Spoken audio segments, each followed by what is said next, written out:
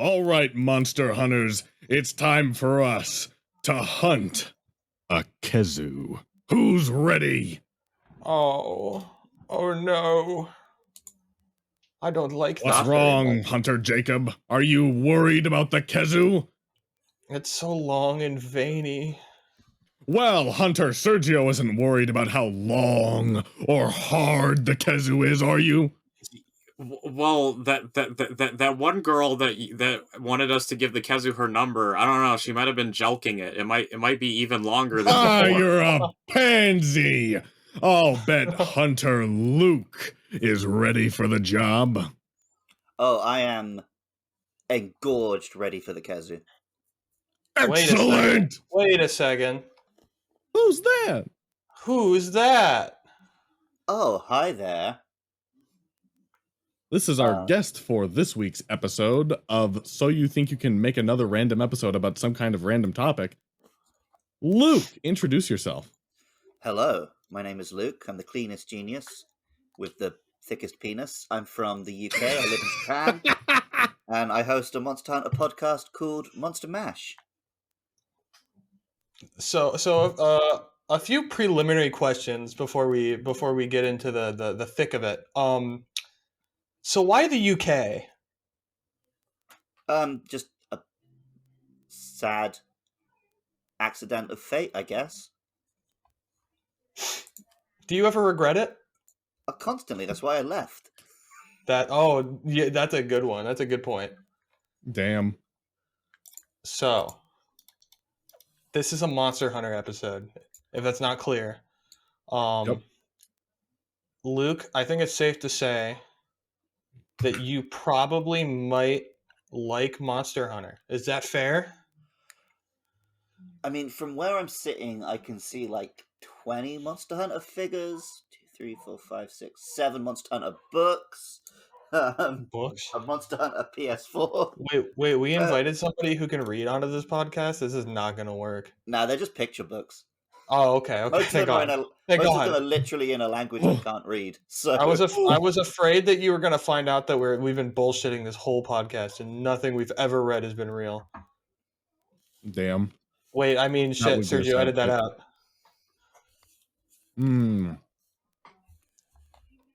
So, how'd you get into Monster Hunter? I was basically dragged into it kicking and screaming by 2 of my co-hosts on my Monster Hunter podcast. Oh, nice. We're all like long-time Nintendo heads. We met through the like unofficial Nintendo magazine forums. And they were big into Monster Hunter for like years. And then when Monster Hunter 4 came out, they dragged me to start playing. But about a week after I started, I spilled KFC gravy all over my 3DS. So it wasn't until Monster Hunter Generations that I actually managed to play one for any length of time. That's fair. I also had an accident including a 3DS, not with gravy, but somebody on my school bus snapping it in half because I beat them in a Pokemon duel with cheated Pokemon. So I can sympathize. Oh, until you said cheated Pokemon, I was on your side. I just wanted a level 100 shiny Mudkip. And apparently that was not cool. I was wondering what would break. Was there anything about it, or was it just a level 100 Mudkip? I mean, it was just a level 100 shiny Mudkip, and he was like, "That's cheated." And I was like, "Yeah," and then he broke my DS. Like I didn't lie about it. I didn't lie about it. I mean, it was level 100. Yeah, but it was level 100. That's a big level. It's a Mudkip.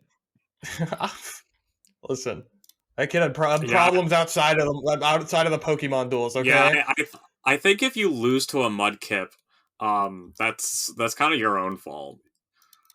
Mm-hmm. You think people who duel Pokemon duels on school buses are normal? I would hope so. I mean, I don't know. Because don't like usually like the online matches, they cap them at level 50 anyway. Well, it wasn't online. I was on the school bus with him. I suppose the question is, how old were the pair of you at this time? How old was I? I was probably I was probably in like 8th grade. And he was probably in like 9th grade. Wait, so So we're it's talking not like 13 and 14 there? Oh yeah, you're UK. Yeah, that would be like year 7, year 8, around there. Okay. Slightly So like too old old to enough be to know, breaking 3DSs over yeah, Pokemon old games. enough to know not to break somebody's DS. Jeez. Old enough to know you shouldn't do it, but not old enough to realize that you actually shouldn't. So you mentioning magazine forums, I think may have been the fastest way to offhandedly remark that you are older than us. Yes.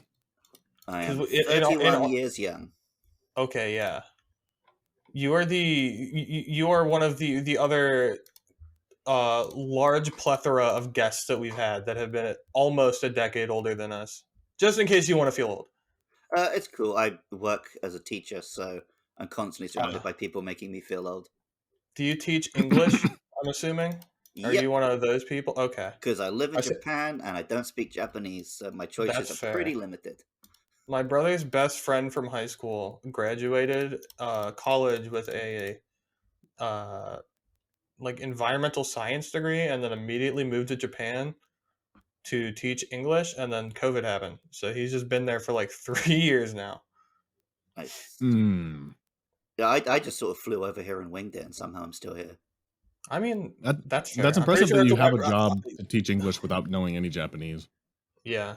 I mean, I know some Japanese now. I've been here 4 years, but I'm not like fluent or anything. Mm-hmm. Okay, without doxing yourself, which general part? Is it prefecture? Is that the term for? I don't care about doxing myself. What's someone going to do? Fly to Japan and pick a fight with me? Yeah, we're writing it down. I live in Nagano.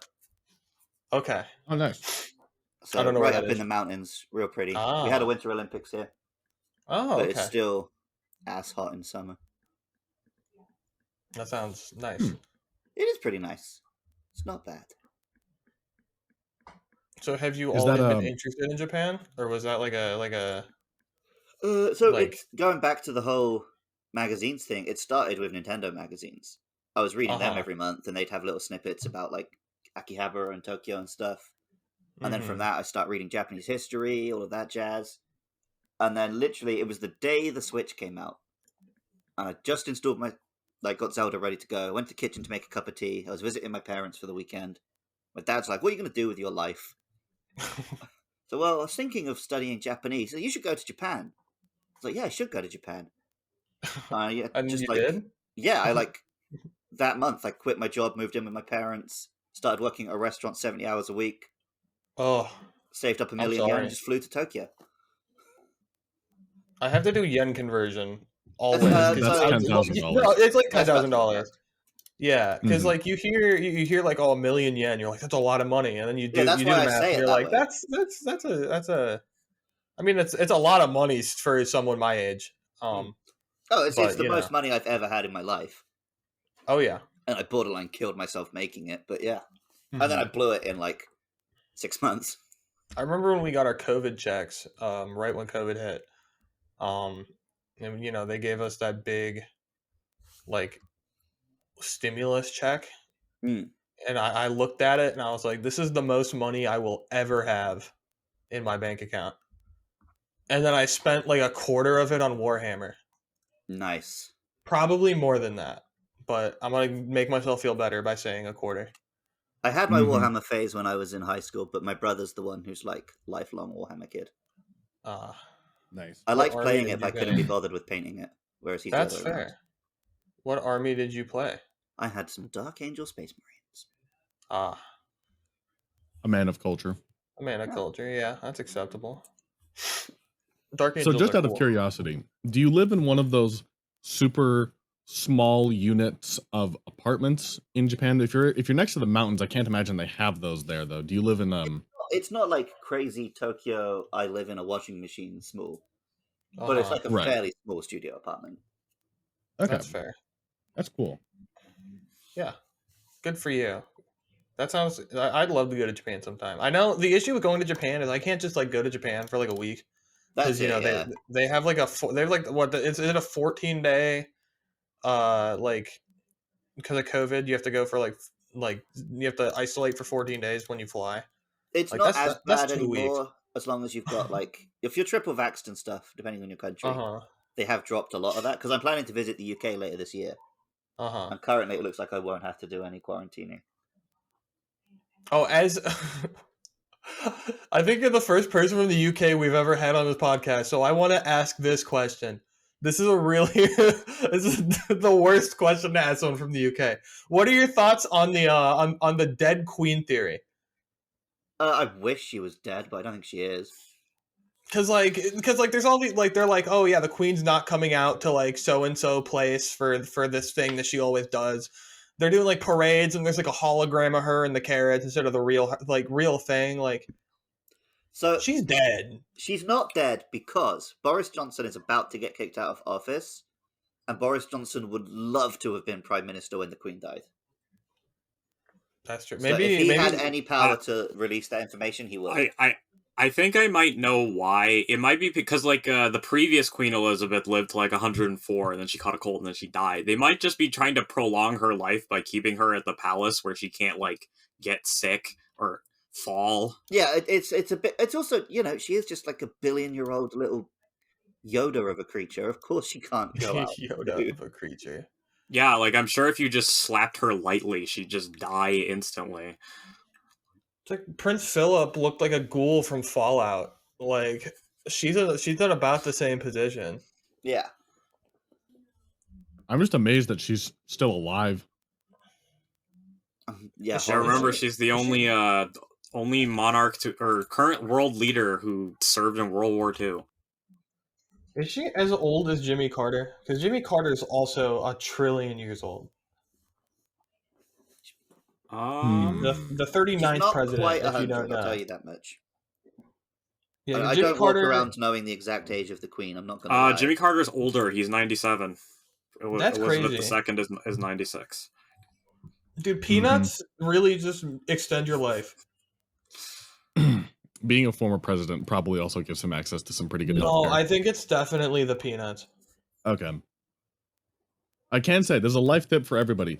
When you get older, if you want to live a long, particularly non-Alzheimer's induced elderly part of your life, never stop being active. Always do things. That is something I subscribe to, actually.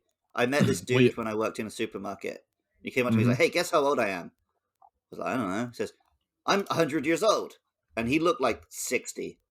He said, yeah, I run every day. So I kind of took that to heart. I'm just going to, as long as I exercise every day for the rest of my life, I'll live forever. Yeah, he might have been exaggerating slightly, but it's definitely very true. He was 100% telling the truth. Don't question my worldview like that. Did he show you a card? That. Yeah, don't question that. Imagine if he was like 68 and he's like, he was like 23. I'm gonna fuck this kid's whole world up by just telling him like, yeah, I'm 100. I can't handle that right now. My whole philosophy is built on believing this one old man I met. And if you wear black socks instead of white ones, then you'll run faster too. Whether or not he was telling the truth, I can tell you that Chinese people definitely subscribe to that theory. They have old people exercise parks in China. And yeah, Japan's kind of similar. I often see like really old dudes run. I'll be hiking up a mountain, and some 70-year-old dude will run up it and then run back past it and make me look like the fattest slob. Yeah, okay, we're American, so you've got a leg up on us. Mm-hmm. This is on principle. Well, anyways, should we start talking about Monster Hunter, which is what this episode was supposed to be? Yeah, Monster Hunter episode. Instead of interviewing an episode on Japan, Fanon, if you want. Yeah, Queen Dead Theory episode, where it's just 2 hours of us talking about the Queen of England being dead. All right. So, big simple question out of the way. What's your favorite Monster Hunter game? Or at least, which ones have you played? I've played a little bit of 3 Ultimate and a little bit of 4 Ultimate, but gravy incidents and stuff happened. I played like 250 hours of Generations. Then I played another 160 hours of it in Japanese on the Switch. Then I played another 160 hours of that in English on the Switch. Wait, hold on. You played Generations and Generations Ultimate. And Double Cross. Why so you got a new 3DS? Yeah. Why didn't you just get a new copy of 4? Because I waited like months to send it in to repair because I just assumed it was dead forever because I'm an idiot. And by the time I got it repaired, all of my friends had finished 4. That's and fair. Then so I couldn't be bothered. And then once Generations came out was when I actually like got involved. That's fair.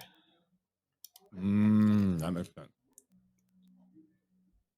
Well, surely you played World. You must tell me you played World. Then so World came out like 3 days before I moved to Japan. So I was playing like 12-hour sessions every night. And then the day before my plane, I sold the Xbox. And then about a year ago, 2 years ago, when we reignited Monster Mash, I picked up a PS4 here in Japan and replayed World again. And then I played Hella Rise. So I probably played about 1,000 hours of Monster Hunter in total. That's fair. That's crazy. In terms of my favorite one, it's really hard to say. Obviously, I really like Rise, but at this point, Monster Hunter's kind of getting too easy for me, I guess, because I played so much of it. That's and then fair. Rise, you have so many techniques and wire bugs. And all that Rise is definitely the easiest of them. Yeah. Rise is a Zoomer's Monster Hunter game. So I feel like For You is probably the one I would say is quote unquote the best, if like such an objective statement exists. But my personal favorite is probably just Generations. You know, your first one is always that's fair. Extra special. I love playing World. World was my first, and then I played Rise. And I've went back. I played some Freedom Unite because I legally obtained it because I would never commit crimes. And that was a lot of fun. But as I think I mentioned it in our Twitter DMs a little bit. We've been playing a lot of Frontier. So you've got me completely on Frontier. I've never played a second of Frontier. Yeah, most people haven't because, you know, it's like, one, it doesn't exist anymore technically. All the servers are down. The only way to play it is with a private server and an English patch. Well, I mean, I guess the English patch isn't necessary, but it's pretty necessary. I don't speak Japanese, so things just pop up sometimes, and I'm like, yeah. But that was me playing through Double Cross. It plays like Freedom Unite or like portable PSP era Monster Hunter. But it has like stuff from 3. I think it has stuff from 4. It has a bunch of its own monsters, like the fabled Espinas and Sunbreak was a Frontier monster originally. Yeah, no, we were pumping our fists and jumping up and down and hooting and hollering when they announced the Espinas. Yeah. The Lavasioth and the Hypnocatres were also Frontier monsters. Oh, I think you mean the Volganos. But they were included. Yeah, the Volganos in Frontier. It's called the Volganos, the Lavasioth, which I think is a better name. But I get why it's the Lavasioth because it's a red Plesioth. Yeah. We had our own little fan theory there that the main series guys were probably making the lava Plesioth, and they're like, wait, there's already one of these in Frontier. Let's just borrow their model. Yeah. Because it is basically just a reskin of Plesioth. Yeah, but it's huge. It's fucking giant, and it's a scary fucking monster in Frontier. It's crazy. Jesus. Yeah, that's what I wanted to bring up. Because Frontier's monsters, in terms of the scaling, they are really huge. But the Volganos is horrifying. Just unreasonably large. You just spend most of your time wailing on its legs. Like, I love Hammer. I can't use Hammer on against the fucking Lavasioth in Frontier because I can't reach its head until you got that skill. Oh yeah, until you get the new movesets, because it also has new movesets. The one as you continue on. Yeah, you know the styles from sort of a mixture of Rise and Generations Ultimate. You know those styles and moves that you can use. Yeah. Imagine like your whole moveset changes up instead when you change styles. That's how Frontier did stuff. Because I haven't played Frontier, but I've watched a little, and it looks just bonkers. It looked like it is. It's fucking insane. But we're only HR5 and our defense is like 700 a trillion million, like 700, 800. Yeah, it's around monsters that. have one shots. Like every monster has like a one shot move. If you just like are standing in the wrong spot, you just die instantly.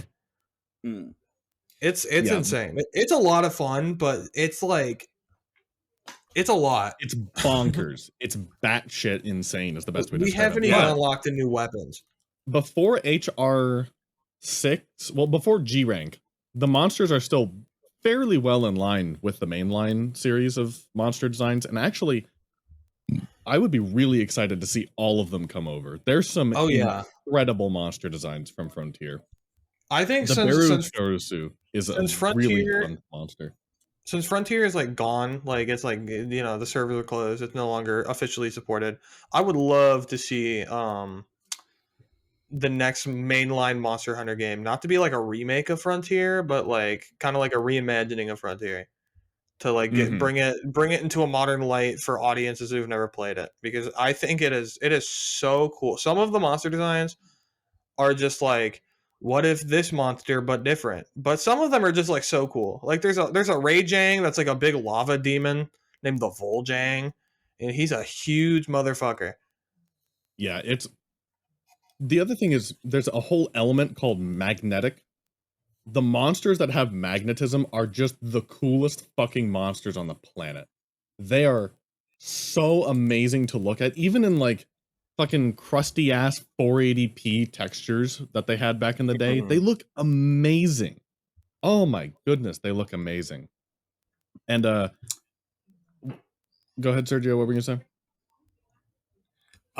Well, yeah, since you brought that, I was gonna talk about the Gogarf, which is it's a twin set of monkeys. One's red, one's blue. It's canonical that one of them has all the recessive genes and one of them has all the dominant genes, but one's negative and one's positively charged, and they do like tag team wrestling moves against you. They do fucking luchador bombadors on you, and it does all your health. They're insane. I can't tell if that was a joke or if they are genuinely like Metal Gear monkeys. They are Metal Gear monkeys. You can check the MH wiki. Yeah. The issue, that's one of the big issues with the game, is because, you know, no English speakers really have played the game. There's very limited information on the Monster Hunter like wiki about Frontier stuff. Not to mention, I'm not entirely convinced that the Monster Hunter wiki is ran by somebody who speaks English as a first language, because some of the stuff that's on that wiki just doesn't make sense. Yeah, we run into that sometimes doing the podcast. Like every episode we start with reading out the monster description, and because Andy is too lazy to open up his game and get it, he always gets it from the wiki, and it is just chock full of typos and nonsense. Yeah, I love the trivia section. We'll be trying to get some trivia, and we're like, is this from the game, or is this just someone's bad fanfic? Yeah, no, some of the trivia is just like, this monster is like this thing. Yeah. My favorite is the related monsters. It's total bullshit. It's the related monsters make no sense. There is some stuff in some of the art books and stuff that does show you like family trees and the evolution of monsters. So it's not 100% pulled out of their ass. Speaking of like cracked ass, pulled out of their ass. Yeah, probably like 80%. Speaking of cracked ass things from a Monster Hunter wiki, we read the Fanon Monster Hunter wiki not too long ago. It was pretty long. It was pretty long ago. We found something from it that we need to share with you. We mentioned it before the podcast. This was this year. That was this year, Jacob. Oh, no, it wasn't. That was less than 6 months ago. That was like, what, 2019? I'm going to beat you with a tire iron. All right. So there's this thing that somebody posted. It's a game mechanic suggestion. Okay. That he would like to see in a Monster Hunter game. It's called Born Skills. Now, in this person's... I have one question. Is this spelled like born as in emerging from your mother, or born as in Jason Bourne? Born as in from the womb. Okay. Yeah. Slightly less exciting. The idea wouldn't it be crazy? Wait, wouldn't it be crazy if it was Jason Bourne, though? Yeah. Like, we're introducing a weapon. It's a rolled-up magazine. You're just listening to your Monster Hunter cutscene. They're talking about this giant elder dragon, and then suddenly the camera cuts to a dark figure standing in the background, and you hear the Admiral scream, "Jesus Christ! That's Jason Bourne!" It's Matt Damon in Monster Hunter, and he's got like a Glock. He just like shoots Kushala Dora, and he's like, "I got it." But every time you press a button, the camera angle changes. Oh, that'd be lovely. Anyways, so tell me about these Bourne skills. In this man's own descriptions, or this woman's own descriptions, or this person's own description of the Bourne skills. The idea originated from Sethio and will be used in Monster Hunter Project Gigas. Basically, it is a secret amount of skill points given to a player while the character is being created at the start of the game. There are 16 skills that can be found in creating the character, and these skills are invisible to the player until that player does certain quests called the trials. And after completing those trials, the user is then able to see the hidden skills made from character creation. So already, also read the other notes. I just want to hear because they're no. I want to hear his thoughts on just that so far. That sounds extremely frustrating to deal with. Oh boy, you're gonna love this one. The first note about it is, upon creating a character, certain letters in the character's name will raise or lower the chance of getting certain skills. The appearance of the character will also influence the skills available and the level of the skills. That's like in the original Pokemon Red and Blue.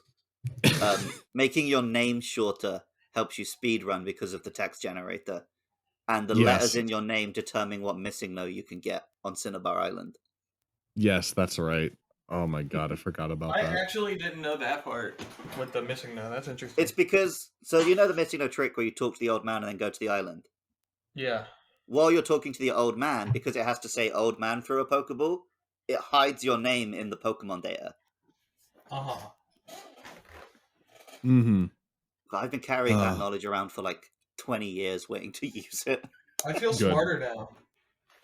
So this whole Bourne skills thing, it sounds like the only reason it they would definitely introduce sounds this like that is if they were going to charge you to make new characters. I know. This is that's the funniest part. Free-to-play game would do. It's like, oh, you got shitty skills? Oh, well, you better pay $5 to get a new character creation. Using numbers in a character name will set the max skill points to 1. It's because they don't want people making random ass names with numbers in them to get specific skills. Oh, and which character slot you choose, save slot 1, 2, or 3, that also determines which skills you acquire. Imagine it just being like, oh, sorry, there's an A in Matt and I's name. So we both got earplugs because if you have an A in the second letter of your name, you get maxed out earplugs. Sorry, Sergio. Yeah, Sergio had you don't have an A in your name. He gets eating. Yeah, he gets free meal. The biggest problem with this is that a day after release, the perfect meta character would be revealed online. Yes. Yeah, people would you'd be going online and be playing instantly. You know when you play Mario Kart and you just get Wario on that caterpillar? Like 8 times in every race. You'd have whole teams of just Gliflurp, and he's in Splot 2, and he looks like some abomination, and everyone will be playing as this same freak. It's like, oh yeah, my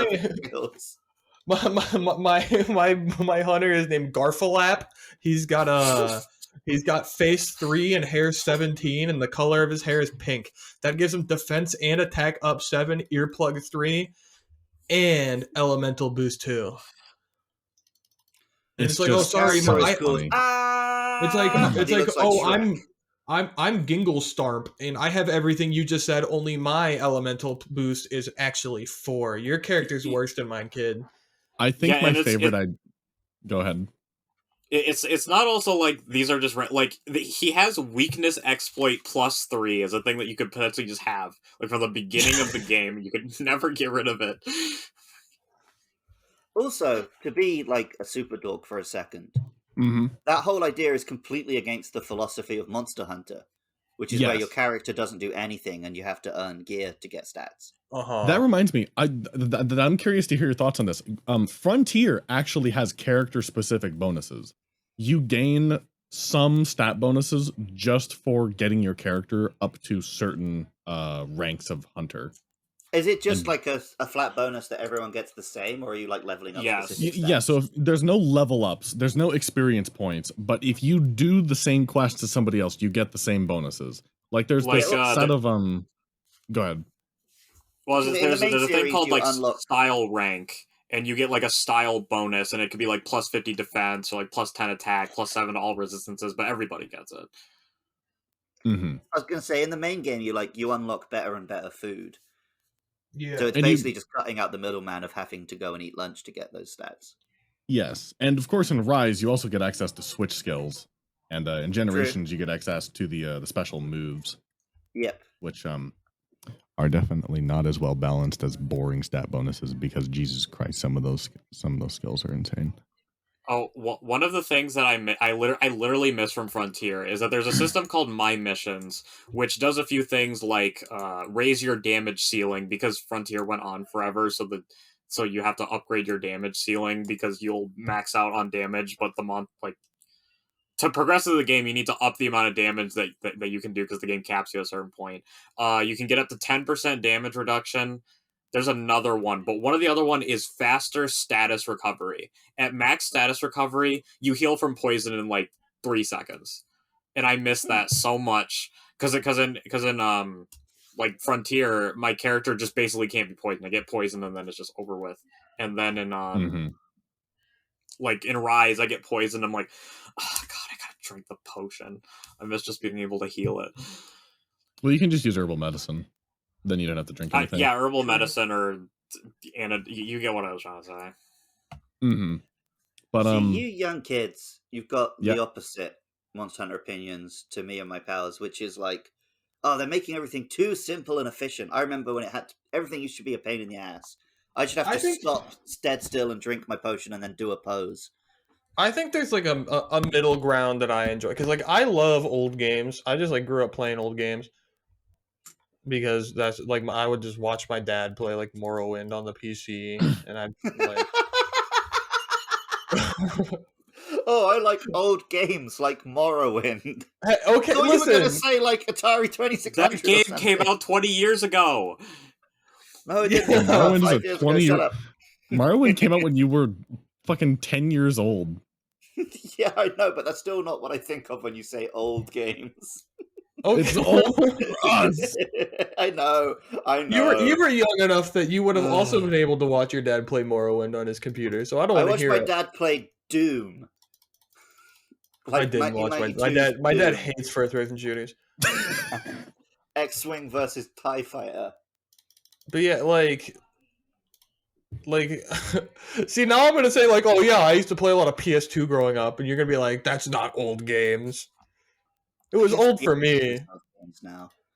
The PS2 is 22 years old. That's old enough. I definitely think that there's a lot of charm with the older monsters. I think that's what Jacob's going to get to. Is there's a very specific charm to them that's definitely lost in the new games. I would like to say before you say what you're going to say, Sergio, I would like to say that the PlayStation 2 is older now than the NES was when the PS2 came out. So I think it's completely reasonable to say that it is an old console.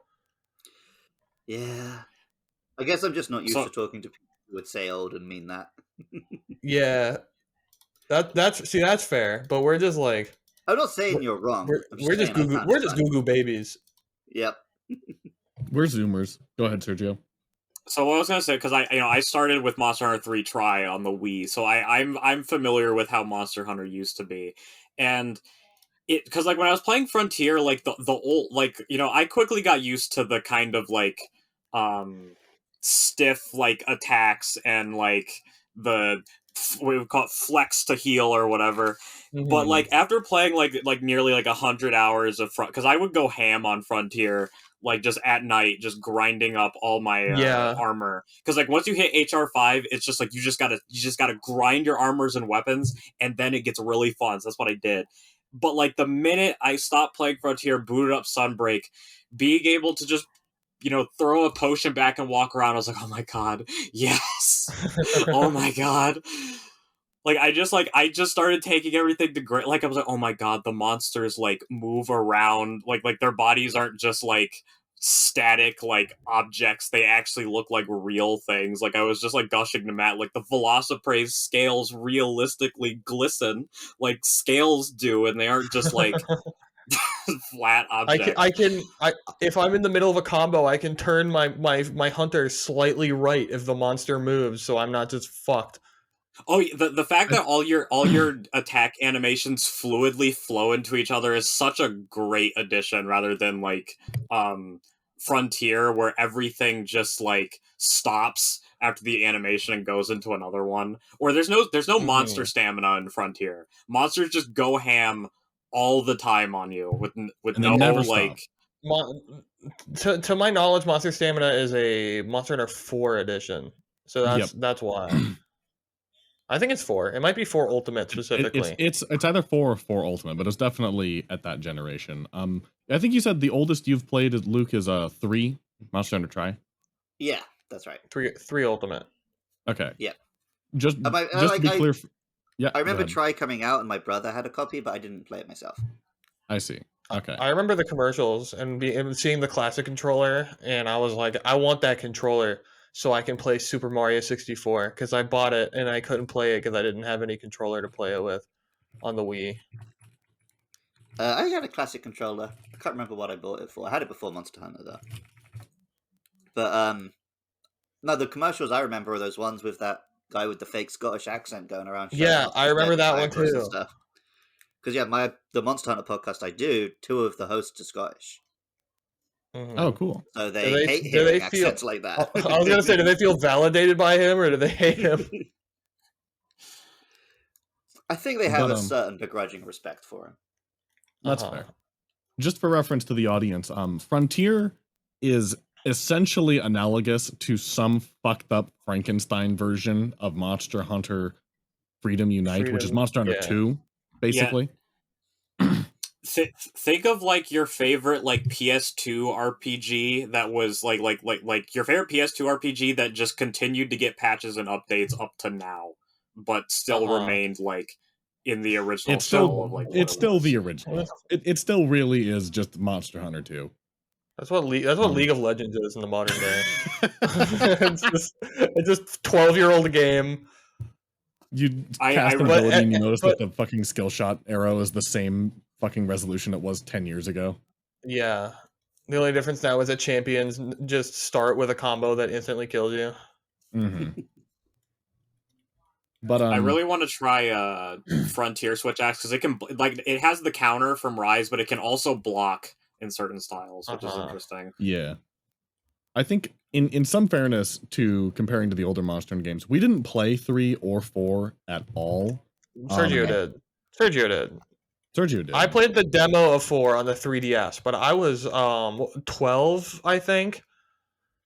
And I was a little ADHD rattled like Goo Goo Baby Child, and I was like, I don't know how kill monsters, so I'm done with this game. Mm-hmm. Oh, I also me and Matt played Gen Ultimate. We played Gen U quite a bit. I played a lot more than Sergio did. Than I did. Mm-hmm. I basically beat the game, but fucking Lao Shan Lung filtered me because there was nobody online to play it with. And yeah, not the fun in solo. This is something I never confirmed. Does Lao Shan Lung in the American version of Gen U just have double the health he's supposed to have?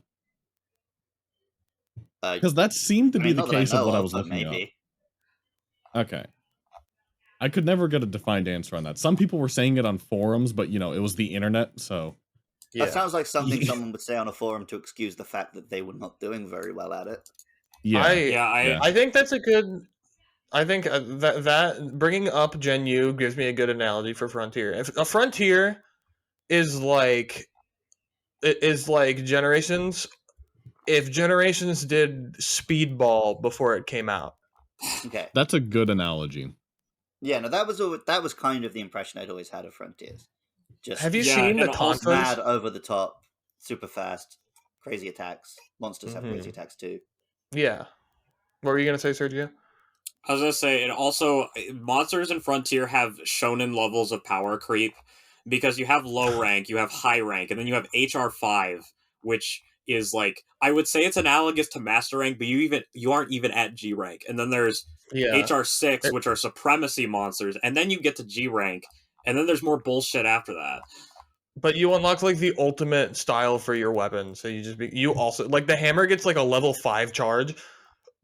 Yeah, and every weapon gets the ability to sprint while it's out. Yeah, you get anime sprinting with the weapon. So you like one hand the hammer, like drag it behind you. And then you do like a quadruple front flip to do like the level 5 slam. It's insane. But speaking of insane weapons in Frontier, I want to bring up, I don't know if you've ever seen any videos on the Tonfas in Frontier, but that is like the peak, like this is the most insane weapon I've ever seen in a Monster Hunter game. I love the Tonfas. The Tonfas are ridiculous. Okay, what's a Tonfa? The Tonfa is a blunt weapon version of the dual blades, right? Okay. Now imagine that the dual blades have the aerial mobility of the insect glaive. I'm kind of picturing like Daredevil's clubs. That's pretty. No, yeah. I mean, Tonfas, you grab and then they're like they kind of go parallel. The American version, not the British version. Yeah, they're like an American police baton. You grab like a grip and then they go like parallel with your hand. They're not like yeah. I'll link a video of the Tonfas in the Zencaster chat so you can see. It's like aerial mode. I think was it dual blades in Generations that had aerial mode? I've never played Generations, but I've seen Generations. Yeah. Well, it's like if they took the aerial mode and made it into the most complicated, overpowered. Well, not the most overpowered because there's another weapon that's more overpowered. But it's insane. I posted a video, just like watch the first like 30 seconds and watch this guy fly around like a Dragon Ball Z protagonist with these giant sticks. Yeah, it's really visually insane to see. And that weapon, the Tonfa, is the beginning of what people called frontier creep. I'm sure you're aware of people talking about it at some points in the Monster Hunter circles, but Frontier definitely has some insane power creep in the end game for it. That's just absolutely the case. Also, I just want to point out the Tonfas. Adding to the same game, right? What, Sergio? The Tonfas have a fucking Sentai finisher move where depending on where you like do it, it'll do a bunch of damage and then there'll be a delayed explosion and you can cut the tail off with it. Yeah, I'm literally just watching this guy hover in the air, like the big thing with the Tonfas is not only do they do that, but they also have two stances. Where I think one stance does blunt and the other stance can cut. I might be wrong about that, but at the least the damage, the damage numbers on each part are different for the stance. So like you can do one stance does more damage to the head, but if you switch the other stance, it'll do less damage to the head, but more to like the arms or the legs or whatever. Which is crazy that you can just do max damage to every part on a monster with one weapon. But it is still somehow not the most overpowered weapon in Frontier because I want to give Matt the ability to speak of the weapon from Frontier that everyone talks about. Yes, if you think anything related to the Tonfas is ridiculous, I want you to now begin to imagine a new weapon, okay? Okay. I've cleared my mind. This weapon can do slashing and blunt. It switches between the two in different modes. This weapon has big attacks like the Greatsword. Bigger attacks than the Greatsword. One attack in particular that has the highest level of motion value that has ever been in any Monster Hunter game across the entire franchise. I posted a video 3 times over. This weapon also is more mobile than the insect glaive. It has a longer range than the heavy bowgun. It does more blunt than the hammer, and it has more utility than the hunting horn. This is the magnet spike, and it is the most unabashedly, unapologetically fucking insane weapon ever. If you thought Charge Blade in 4 was bad, this is a whole different ball game. I also want to point out in regards. Oh, go ahead. In regards to magnet spike, so something that Frontier has that Rise, Rise just had the follower quest, but in Frontier you could get these things called legendary Rastas, which were like basically super OP hunters with endgame gear that you can take 2 of them with, and you can get like carves from them. They'll buff you with like defense and demon powder. They're just really good. Poogies buff you too. Yeah, but there is not a magnet spike legendary Rasta. Unless I missed it, there is not one. There's one for every weapon but the magnet spike one. The Todfa Rasta is busted. Just watching her just like hop up, aerial combo the monster is just really fun to watch. But I'm pretty sure they don't give you a magnet spike one because that would be more busted. It would just carry. It would just. You wouldn't have to hit the monster. It would kill the monster for you in like 3 minutes. Like if you're watching this video that I posted, like this is like peak magnet spike gameplay. At the moment, they're just using it pretty. Short range. I haven't seen them do anything ranged with it yet. So the ranged thing is when you put your spike on the monster, you have the ability to jump to it from anywhere in the area, and you have the ability to jump away from it whenever you want. It kind of looks like a Klingon Batleth. I get that. That is one way to describe it. That is a way to describe it. It's such a crazy weapon. It like, is incredibly you crazy. see all these iframes this guy gets, and like him fly across the stage and just like instantly hit this Nargacuga, which I think is a Frontier exclusive variant. Is it the silver wing? And it looks really cool. Nargacuga is my favorite monster. That's valid because Nargacuga is really cool. Blinking Nargacuga, apparently this one's called. Yeah. Yep. Yeah, no, there were some insane subspecies. Yeah, there were some insane. I went on a rant about the Nargacuga to Matt a few months ago at this point, but I want your input on this. I think Nargacuga is the monster where they realized that they needed to switch up the variations of monsters in Monster Hunter. Yeah, because it has like invisible ones and a bunch of special stuff like that. I mean, like the early games, like Gen 1 and Gen 2, like the variations of monsters are like oh, we have a Rathalos that's blue, and we have the purple Hypnoc, like stuff like that. Like that's just like this monster but a different color, and they have a different moveset. I think the one that broke it for them, that made them start introducing more unique ones in like Gen 3 onwards, is the Nargacuga. Because they just were like, what do we do? This is like a, it's like a leopard. It's like a black cat creature, and it's super. I might be thinking of a panther, but you know what I mean. It's like stealthy. Like I'm saying words, okay? I say animal, and I just hope you know that I'm talking about the one that I'm talking about. It's like stealthy. It hunts at night. It's got these really cool glowy eyes. What do we do for a variation of it? And then the intern walks in with all the coffees, and they're like, Gerald, throw out a color, and he's like, blue, and they're like, no, purple, no, yellow, no, fuck it, make it green. Why is it green? Why is it a green Nargacuga? What did that accomplish? Because it lives in the jungle and it's camouflaged. Yeah, it just it's already camouflaged. It's black. No, it's just green now. It's okay. We got moss on it. Nargacuga is already. First of all, it's like Nickelodeon slime colored. Like it's not like deep green. It's like snot green. It's got moss on it. You know. It's probably just the fact they wanted to use a color that they didn't already have.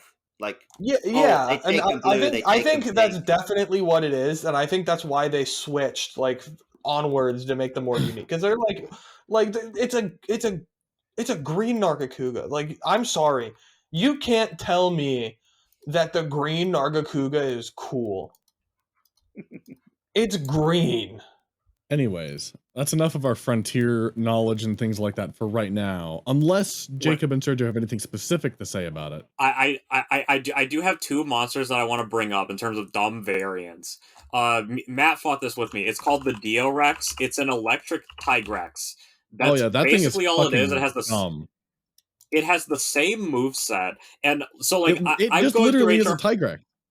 Yeah, I went through it, like, I was going through the HR5 by myself with my two legendary AI OP badasses, and we fight the Deorex, and we knock it out, like, it spends the whole fight knocked over. We kill it in like 3 minutes, and I'm like, okay, I've been upgrading my gear, I'm just overpowered at this point, I got these two AIs. Then Matt fights it with me, because I'm like, let's fight the Deorex, it's easy. And then I was just like, just hit it. Just don't ever stop hitting the Deorex, and it can't do anything. And I was right. It's a pussy. Yeah, it's a very pathetic monster, which is unfortunate because there's a lot of monsters in that game that just rip your fucking soul apart. Oh my god, there's some ass another one is the Garuba Daura, which is what I call the man's monster. It is a golden filter. It is a golden crystal variant of the Kushala Daura. So it has crystallization element for those who don't know. If you get crystallization element on you, you walk around like you have shit in your ass and you can't move that fast. And if nobody hits you with a sonic bomb or like kicks you, you'll explode and take damage. And I'm not sure how much damage it does, but it one-shot me every time I got crystallized. So you can easily just mod in crystal res on your armor, which I recommend fighting the Garuba Daura. If you have crystal res, the fight becomes more bearable, but it also has an absolute one-shot. You have to... It has a one-shot move where you have to stand within the, like a circle around the monster, otherwise you just die instantaneously. It also has another, like, AoE move that you need to be far away from, but if you get crystallized... That's the main focus, is like if you get crystallized and you can't move out of the way, you'll get hit by one of its AoE attacks, and you'll die. Yeah, that'll just annihilate with crystal res, it's a great fight, but it is the fucking filter if I've ever seen one. Yeah, it was the first time we fought it, our friend Nick, who was in our last Monster Hunter episode for people listening, he was complaining a lot about the monster. And Nick is kind of a complainer when it comes to games. Like, that's just like when things are hard in games, he complains about them. So I was like, okay, is it a hard monster, or was he just like fighting it by himself? And it was like, single player Monster Hunter can kind of be difficult sometimes for people like me who are bad. So we get 3 of us, and we load up the monster, and it attacks for the first time, and all 3 of us instantly cart. Yeah, because it starts the fight with the one shot. It lurches forward and attacks, and then does the one shot. And of course, you're not gonna know about it, and then you just die instantly. Fun. Yeah, it was. We were like, oh, and then we did it again, and it happened again, and we were like, well, the hubris of man, I suppose. Yeah. Anyways, I want to get your views on World, because you actually played and were a fan of Monster Hunter before World. None of us were really major fans like you were before World. Well, Sergio was. Yours? Well, kinda. Yeah, so going back to like the first trailers of World, we were a bit like, the fuck is this? This isn't Monster Hunter. This looks like they're trying to make Uncharted or something. And then we started getting a bit more trailers where they showed like some actual, cooking the meat and hanging out with cats and some wackier monsters. Like, okay. It's got a bit more flavor to it than we were giving it credit for. And by the time we had the game in our hands, we kind of, like, your first impression is like, oh, this is the best Monster Hunter's ever been. It's so fluid. It looks so good. It's got like everything that was missing. And still, there are certain elements of World where I probably still think that, just in terms of the like once you're in a hunt and you're fighting the monster, I think World is the best it's ever felt. But then I think everything around that, they fucked it up. Like, I think the maps are too complicated and it's annoying to get to the monster. I think the quest structure is really annoying if you're trying to play with your friends. That's I think fair. there weren't enough just like, here's a list of quests to tick off. It's all like, oh, you want to do weird expedition-y stuff. It just wasn't as satisfying for us. So like, yeah, there's elements of World we really like, but it didn't quite have like what we, as people who'd already put hundreds of hours into Monster Hunter, what we wanted. Which is why I never put anywhere near as many hours into World as I have the other ones. Part of that is the fact that there's no handheld version that I can play on the train and stuff. That's fair. Well, there's now, technically speaking. If we want to get technical, you could get a Steam Deck. I could put myself on a list to maybe get a handheld to play it on next year. Yeah. Yeah.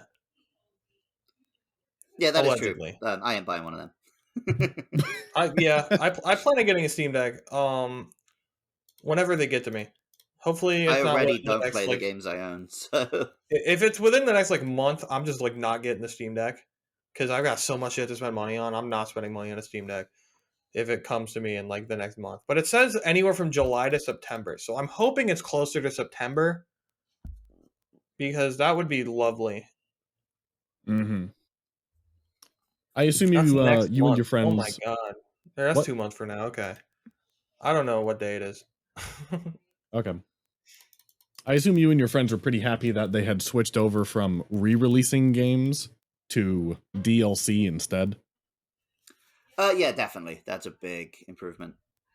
Yeah. Well, the thing is, for us for the West, mostly we didn't get the first versions. Like we jump. Oh, actually. Well, 3 onwards. For you, yeah, we did get Tri, but then by the time 3 Ultimate came out, it felt pretty different. So that one didn't bother us so much. And then 4 Ultimate, we never got 4. I guess we did get Generations. That's true. But yeah, obviously it's nice not to have to rebuy the game. Mm-hmm. So my question is, did Iceborne alleviate any of your issues with World? I feel like a lot more people enjoyed Iceborne post Iceborne World than pre Iceborne World. It did, but then also I only played Iceborne in the run up to Rise, so it's not like I had a lot of time to sit with it and play the post game. That's fair. But as I understand it, yeah, it did have a lot more going on once you finished it compared to Standard World. Yeah, Standard World suffered a lot from post-release updates where they just kept adding stuff and over and over and over again, and it was interesting parcel by parcel. Iceborne also kind of had that issue. But Iceborne actually had the guiding lands and other shit for you to just grind out post game if you really wanted. That's true. I won't say the guiding lands was great. I have an issue with having a bunch of extra content. That never bothered me. I won't say the guiding lands were great, but they were there if you really wanted to just have a shit ton of content to do where you just run around and kill stuff. So where does Rise sit in your in your chart? I don't know how far you are into Sunbreak, so I obviously you don't. I'm have actually to give not that far into Sunbreak yet. Yeah, we're not either, so we don't have to give our opinions on it. Just killed a Senator yesterday. Plus, I've got a whole other podcast for sharing my Rise opinions. That's true. That's true. I don't want to step on my own toes. That's true. With Rise, it's kind of all the stuff World got wrong. I kind of feel like Rise fixed, but then the actual hunts when you're fighting the monster, I just feel like Rise took it too far. Rise is too streamlined. Well, it's too streamlined, and I feel too overpowered. One thing that bothers me about Rise, I've talked about this with Matt and Sergio quite a bit. Well, at least Matt a lot, because I love complaining to Matt, because he always listens to me, and he never gives me alternatives, which makes me feel better. The map in Rise, the mini map, I hate it. Yeah, it was so good in World. It makes it so easy. I like the tracking like the tracking bugs in World. Because I'm biased because World was my first like big Monster Hunter game that I actually played, but like the thing I liked about World is you had to you spawn in and you have to like obviously you can have the monster memorized, but it felt cool to like be like, oh, I found tracks of the monster and now I can like run. It'll show me which direction to go to find more tracks, and then you finally find it. But like Rise, I load into a hunt and it's like, oh, I've never fought this monster before. I look at my map, I see like Arzuros and like Kuluyaku and a question mark, and the question mark's in Area 7. And so I'm like, oh, I guess I'm just gonna walk to Area 7 and fight the monster. Like there's no like looking. It's just like you don't search for the monster, you don't like you just kind of walk to it. You get on the Palamute, you run to it in 30 seconds, and then you fight the monster and you kill in 10. So I think I'd like it because, again, I do play Rise as kind of a handheld game that doesn't bother me too much. Mm-hmm. I think what I'd like is if I had to find it world style the first time, and then it was on my map. But it does feel kind of crappy that the first time I hunt a monster, I already know exactly where it is. What I really liked about World was right around the time I was getting really tired of having to track shit. I had leveled up my tracking for these monsters so much that I just instantly saw them on the map. Yeah. Mm-hmm. And that's what I think needed some refining from World, was how that you leveled up the tracking stuff. But that was a great mechanic. And it amazed me when I went to Generations that tracking mechanic literally had never even been attempted. There was no tracking at all in the previous games. You could get like psychic. Yeah, you find it and throw a paintball. That's it. Yeah. Yeah. I think it's great for making the world feel lived in. Like you stumble upon tracks of the monster, and you can like a hunter. You use the tracks to track them. It's more video gamey, obviously, because it's a video game. But like you search the tracks and you find the monster, and like if it's like an actual game of cat and mouse, like run like to find the monster. It's not just like pop a psycho. What's the drink? Psycho serum. I almost said psychosis serum, but that would not do that. You pop a psycho serum and it flashes on your map, and you run over there, you paintball it. Like I think if you combine the world tracking and the paintball, I think that would be my favorite kind of hunting a monster they could put in. Like to initially find it, you track it with the world stuff, and then while you're fighting it, if it runs away, you can't find it unless you paintball it. I think that would be really cool. I would just want the world system, but it's a little bit quicker to stop making you track it. Like the first 1 or 2 hunts, you track it, and then you just have it on your map. Yeah, that's fair. But I think the one thing I can agree with that.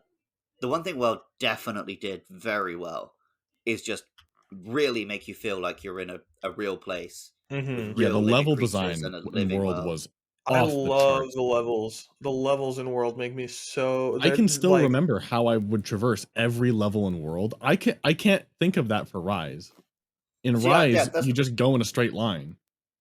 With World, I love how they felt in those terms, but I found them really irritating to explore as video game levels. That's fair. I think having the subcamps definitely alleviates a lot of it. Yes.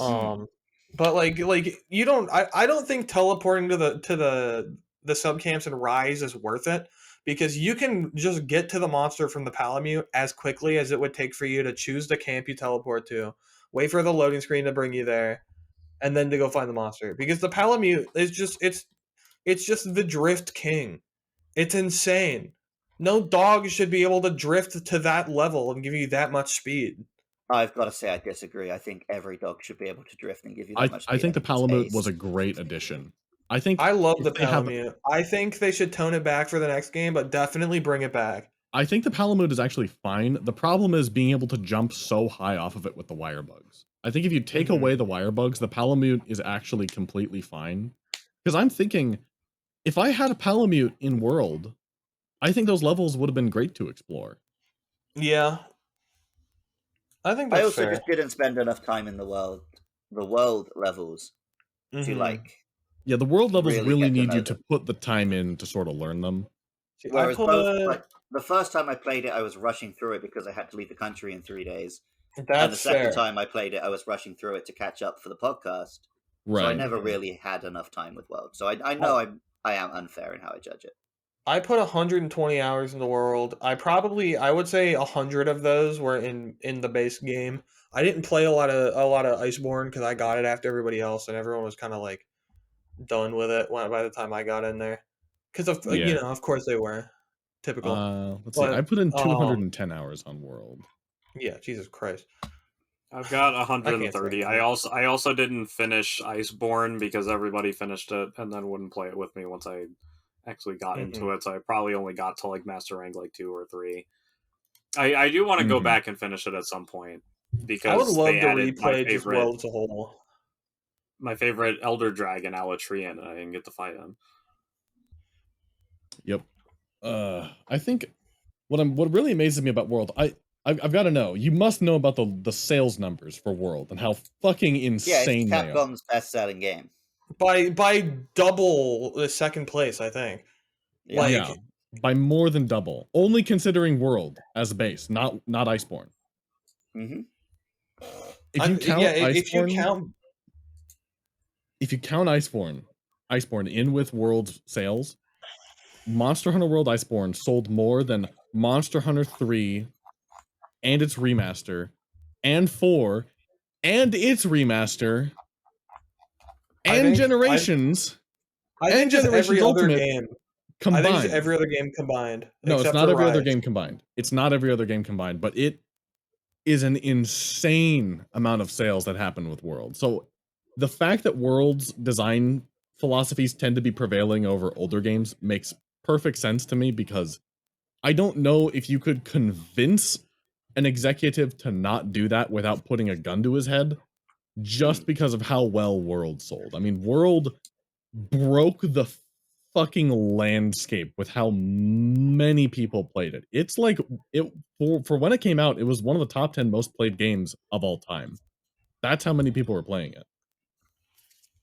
Yeah, it's pretty wild. It's also, I spent all those years living in the West as Monster Hunter fan when Monster Hunter was this weird Japanese thing. And then right as I moved to Japan, it broke the West. Yes. And it didn't just break the West, it fucking cracked its head over its knee. Yep. Also, I want to point out something about World because I just went to its Steam page. So you know, like all those like little like bullshit DLCs. The little bullshit DLCs for World have collected up enough so that all of the DLC for Monster Hunter World is $540. Oh my god, it's like the Sims. So much. It's insane. That's the biggest crime of Monster Hunter World, is that because with Rise as well, they try and sell you a lot of stuff that you used to be able to unlock. Yeah, I'm not a big fan of that. Yeah, I don't mind the little bullshit DLCs because it's just like like if you want like one, because realistically, if you want like one or two of them, it's like, all right, it's $3. But yeah. I mean, you're never gonna want to buy like all of these like room decors and extra hairstyles and whatnot. Yeah, you can buy 20 times as many as you could actually use, so you wouldn't do that. Yeah, like you buy like one hairstyle and like maybe like one armor, like. Yeah, I mean, you're definitely not gonna buy cosmetic. All of them. I mean, fuck, there's fucking sticker sets. Who's buying that? Who would? I'm sure statistically speaking, somebody's bought all the DLC for Monster Hunter World. Like one person, like Jimmy Rathalos from Utah. Carl Capcom from Utah was like, "Oh man, I gotta support the game I like." Yep.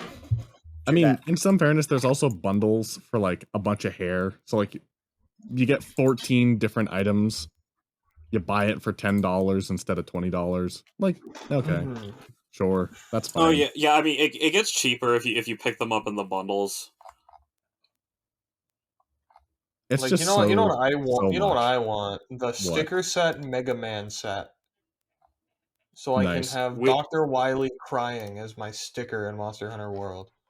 Weirdly enough, though, on the Steam page, it doesn't automatically link you to the DLC bundles. You have to click on the individual DLC bundles to see like if you like if you want to go like find like the sticker bundle, you have to click on the sticker bundle. That might be some deceptive. There are DLC buying practices. So many Iceborne ones. so many like Iceborne DLC, quote unquote. Like there's there's a decent chunk that are just Monster Hunter World. Like there's like 30, but then you like get the like 2/3 of these DLC are like Monster Hunter World, Iceborne, hairstyle, Glub Shido. Rise is up to $348 worth of cosmetic DLC. Oh my god. That also includes things like the character edit vouchers, like all of like the extra content, quote unquote. Mm-hmm. But yeah, I think as a sort of soft fan turned really strong fan, I really appreciate what World managed to accomplish for the whole franchise. I think the whole thing with them investing hard into a story and characters is really funny, because I'm trying to think, I don't think a single character has a name in World beyond their titles, like Handler, Admiral, Fiver. Yeah, they just are named after their like role in the hunt, like story. the hunting community. Like it's the Admiral and the Veteran Hunter. Yeah, and technically a lot of them do have names, but you have they to just really never speak about them. I think I've talked a lot. Our friend Nick is really into the idea of like Monster Hunter lore and all the shit based on like Fatalis being coated in the skin of dead humans and shit like that. I think there is a really genuinely great narrative to be told in the Monster Hunter world. No pun intended. I think there is. I think Rise had a decent narrative. I think Rise had an okay narrative. It's definitely more of a narrative than World. Sunbreak seems to have a much stronger narrative to me. I think Sunbreak has the most consumable narrative. It's just the people have names, the named characters do things, the named characters are involved in cutscenes the way real human beings are, in a consistent piece by piece way every time you go up a rank. I don't know. I think there's good stories to be told. Certainly Monster Hunter Stories has told some good parts of its story. Nick really enjoyed Monster Hunter Stories too. What do you think about story in the Monster Hunter games? Do you think they should go back just full stop to the old games where people tell you, oh my god, this monster's gonna kill us all, you gotta kill it first, and then there's just like almost no cutscenes except for introductions of monsters? Or are you interested in seeing where they go from here? Well, so I have a podcast where we bang on about the lore of every monster, so I am interested in seeing some story. I don't want it to become a full, single player story game. You don't want Hideo Kojima to take over. No, I do. Part of what I like about Monster Hunter is that there is a lot of story, but it's under the surface, and you have to go looking for it if you want it. But yeah, I think World and Rise had about the right balance for me. Mm-hmm. Like, I want some character and I want a little bit of lore, but I don't need to know the exact details of like the ancient civilization that built these ruins and blah blah blah. I just need enough to get me invested and to make the monsters seem extra cool. And it probably won't come as a surprise to you to say that I particularly loved Rise because of the whole like Japanese village aesthetic. Oh yes, the monsters in Rise that like some of the monsters exclusive to Rise are kind of like based on yokai and stuff like that. So, some of them are so like. I don't think we're ever gonna meet anybody who looks at the Ignosum and is like, "Wow." I love the Great Roggy. Like the Ignosum, like is cool, I guess, but it's no, just he's like not. He's got like an umbrella head. Like that's Don't dumb. Bullshit me. It's like going great Jaggy stands rise up. I'm so fucking tired of the different raptor flavors. I hate it. Pick 2 and leave the rest out of the game. You don't need like 4 of them. They did that in Rise. I wish they brought back the Grand Jagras. 3 in Rise, but you want to hate the Raptors, go back and play like Generations when they were basically the same character model. Yeah, there's like 71 Raptors. That's how it was in Frontier, because you got like the Gypceros and the Baggy and the whatever Velocidrome. Yeah, like for every like kind of like okay monster in Rise, like There's some like the Tetranodon. I love the Tetranodon. It's just big sumo wrestler turtle. I love that. He makes me so happy. The Tetranodon is one of my favorite monsters to beat the shit out of. Tetranodon's great. He reminds. Do you remember? I don't know. You might not have done it. There's an event quest in World called the Greatest Jagras. Yeah, I love the Greatest Jagras. It's so funny, and that's what the Tetranodon makes me think of. Just the Greatest Jagras, but like even greater. And like the Magnamalo, like I don't know how you feel about the Magnamalo. But the Magnamalo is so cool. He's sick. He has the best turf wars because he just goes DBZ with the other monsters. I love seeing him just pull a Wyvern out of the sky like a meteor. Mm-hmm. Like I think it's kind of silly that he's just like purple flame cat, but like I can ignore purple flame cat because purple flame cat is really fucking cool. Yeah. You know what I just realized that I've been missing about Sunbreak? What? Well, like we were like doing like the main like strat of the map was going and getting the Rajang and using him to beat up the other monsters, but he hasn't shown up yet, and I've That's one thing. That's one thing I don't like about Rise. They made the Rajang a pussy. The Rajang in Iceborne is so cool. He's like he's like the end all be all of like monster that will beat your ass until it's a tenderized steak. Worth noting, Rajang in Iceborne is literally the most cracked ass that monkey has ever been in any game besides Frontier. Yeah, good. He's so cool. He deserves it. I mean, we haven't fought G rank Rajang in Rise. Yeah, that's true.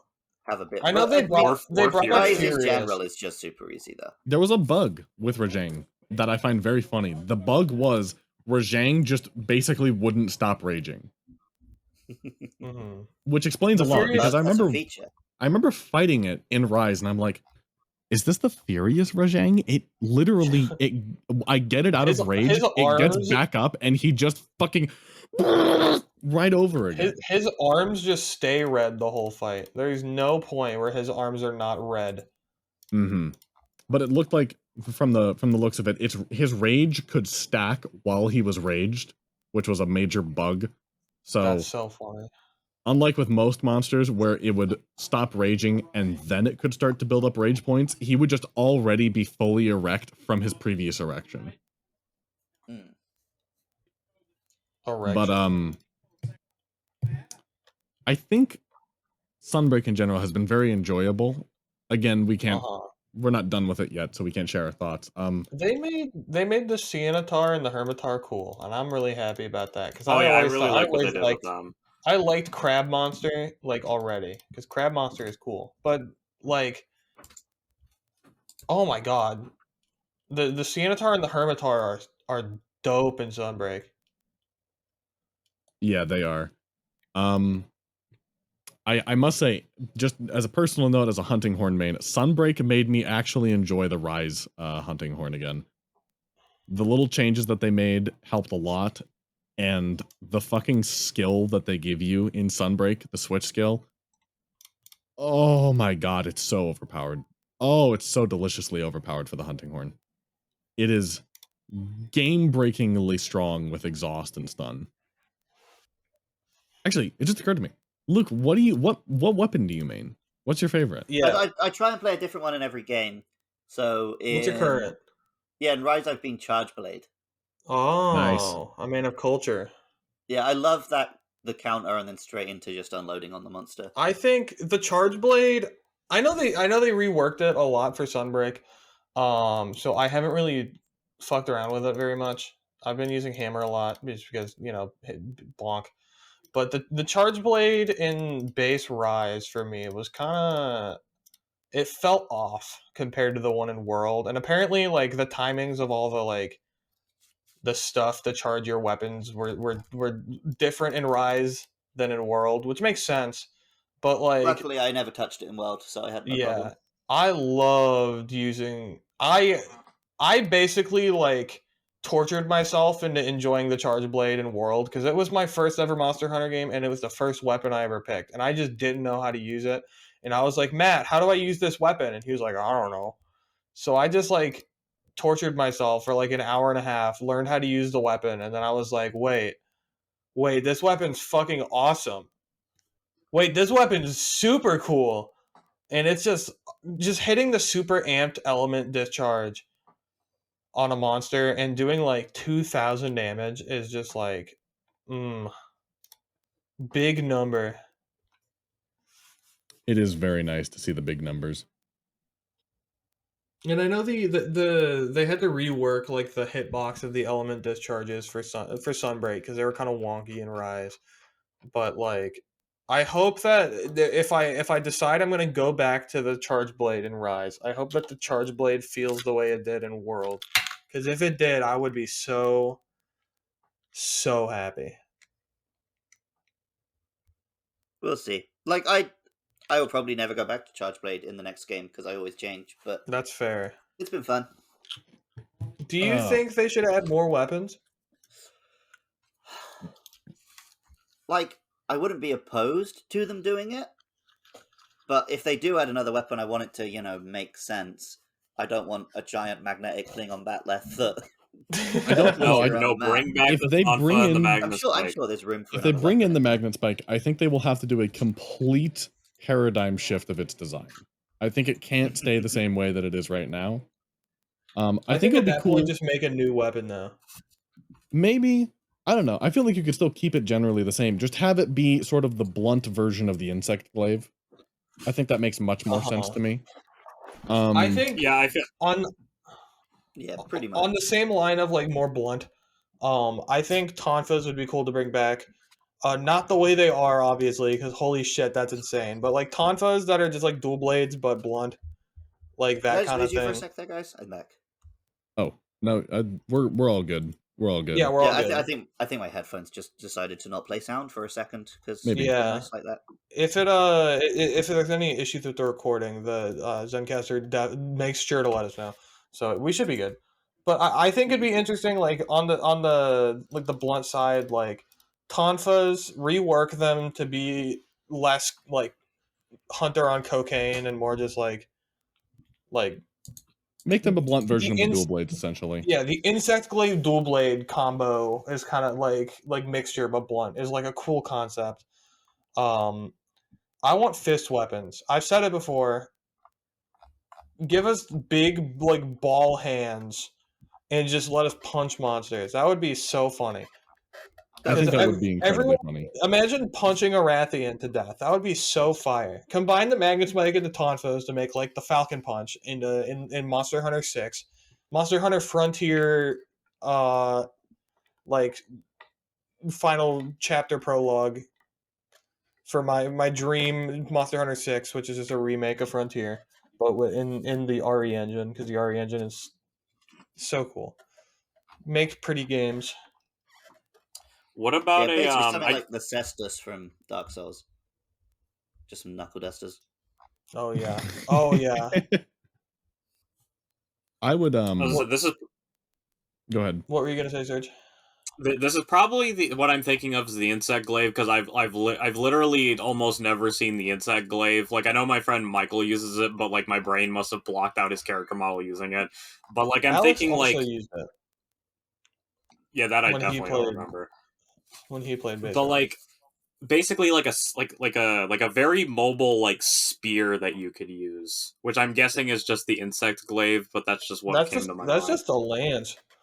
Yeah, but like not like the because like the lance is heavy because you got the shield and you got like the big like looks like the jousting lance. I mean like a thinner like spear that you could like vault using and just being like very like agile with it. Okay, how about this? Everybody, starting with Luke, everybody pitch a new weapon type that you would want to see. I want... Okay, nunchucks. That'd be cool. So basically similar to the what were they called? Tongas? The Tonfa? Tonfa, yeah. So like a blunt dual blade, but with all the mad spinning kung fu that comes with nunchucks. Oh yeah, no, I can agree with that. Matt, pitch one. This is one I've been thinking about for a long time, actually. A sharp version of the hunting horn called the flute. It's a little sword, and the sheath is a flute. So when you take out the sword and you start stabbing the bitch, then you pull up your sheath and you play a song on the flute. Hey, Matt. Yes. Speaking of weapon ideas, wasn't there one on the Fanon wiki that we thought was a good idea? Like, somebody came up with, like, Monster Hunter World, like, Supremacy or something like that, and he had a pretty cool weapon idea. I don't remember what it was. Damn it. I'll look for that. I'll look for that. You guys keep talking. Okay, I will Monster say World Cataclysm. That's what it was called. I will say mine while Matt looks for it. I would say okay. So you combine the piercing damage of the lance and the slashing of the greatsword. And you make a halberd. So there's two types of attacks. There's slashing with the axe part of the halberd, and there's the poking of the spear part of the halberd. It's got the range of, like a lance, long stick point, but you could also have the split damage type, which I think like there's how the shield and the sword and shield does blunt, and the sword does sword. I think actually. Also, go ahead, whatever you're gonna call it. I found the two ideas. They were the whip spear, which is a whip spear combo that you can switch between, and then yeah, it's like a halberd / whip, and then there's the trap shot, which is a slingshot. I think the whip spear would be cool. I think whips are underrated weapons. Whips are cool. Okay. In case you've ever felt like you came up with an idea that somebody else already made long ago, there's a fan weapon on here called the Claymore. Like Call of Duty Claymore, or like Big Sword Claymore. Like Big Sword Claymore. Is that not just a? Is that not just a greatsword? It's described as behaving like a hybrid of dual blades, longsword, and greatsword. So it's just like the sword. Like they made the sword.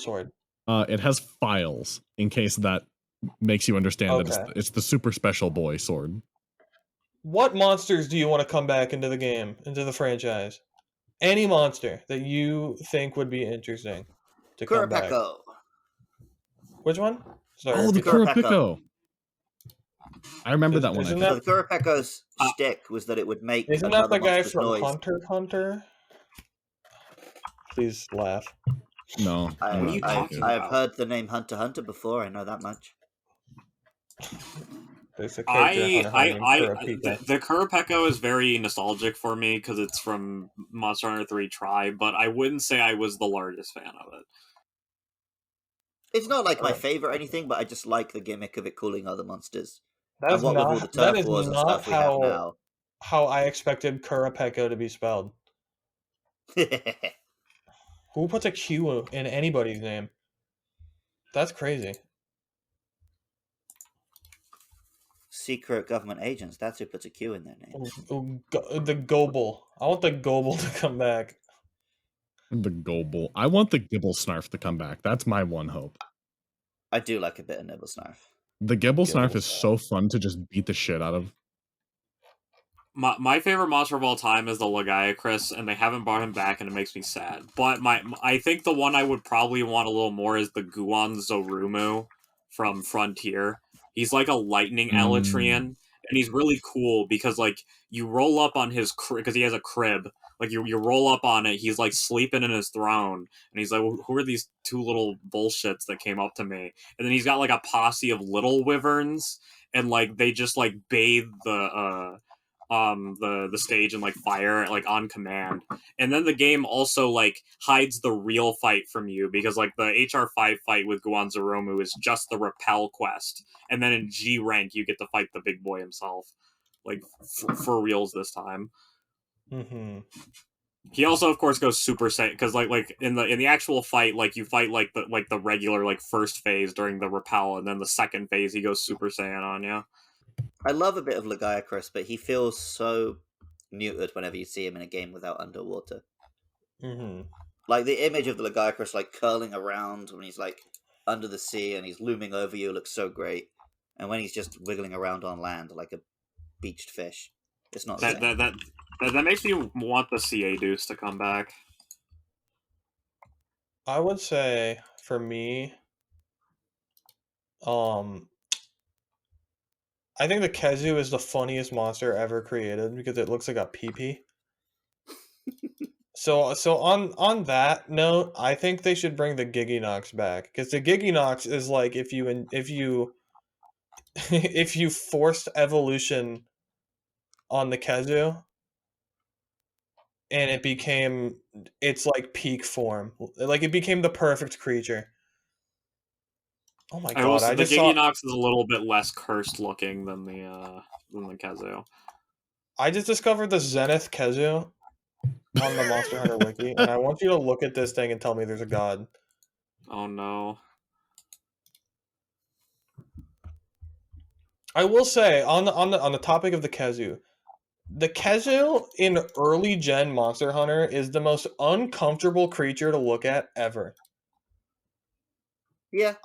It's so veiny and crusty, and like you hit it too much and it gets like lesions on its skin. It's so gross. It's so bad. I do not like the Zenith Kezu's mouth hole. I went to Google to look at some other pictures, and oh lord. Mouth hole. All right, the Zenith Maruragaru is something out of my nightmares. I'll post a link to it. What was that, Luke? The Kezu has a big old Evangelion reference to it. Does it? Because the design is meant to look like the production Avas at the end of Evangelion. I didn't know that. That's actually really interesting. The insect glaive, or maybe the lance, one of the weapons you can make from it is the weapon they have. Oh my god! Double-ended sword thing. That's cool. That's really cool. That's actually really interesting. I'm glad to know that they weren't just thinking like, let's put a penis in this game. They were like, let's make an Evangelion they reference. were thinking that a little bit. They were like, let's make an Evangelion penis reference, but not like the jerking off scene, like a different penis reference.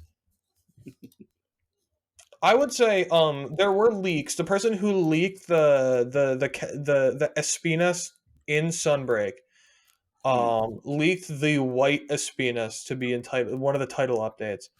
If that is the case, I am in fact never playing the game again after I fight it, because I will have peaked as a human being. The white Espinas is my least favorite monster that I have, because it is a motherfucker, but it's such a cool fight. Sorry, I can't hear anything other than the whitest penis. Yeah, the whitest penis.